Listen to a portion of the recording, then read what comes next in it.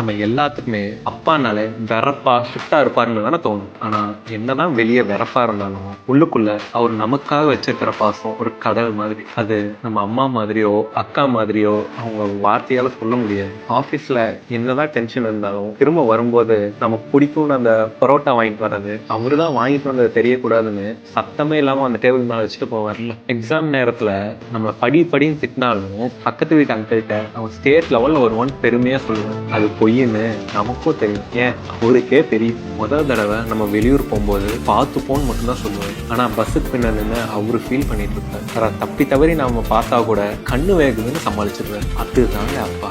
இந்த மாதிரி நம்ம லைஃப்ல ஒரு சைலண்ட் ஹீரோவே வாழ்ந்துட்டு இருக்காரு. அப்படிப்பட்ட அப்பாவை நம்ம ஸ்ட்ரிக்ட்னு சொல்லி ஒதுக்கிட்டா எப்படி? உங்களுக்காக கஷ்டப்பட்டு உழைச்ச அந்த தங்கமான அப்பாவுக்கு தங்கத்துல ஒரு பிரேஸ்லெட் கிஃப்ட் பண்ணுங்க.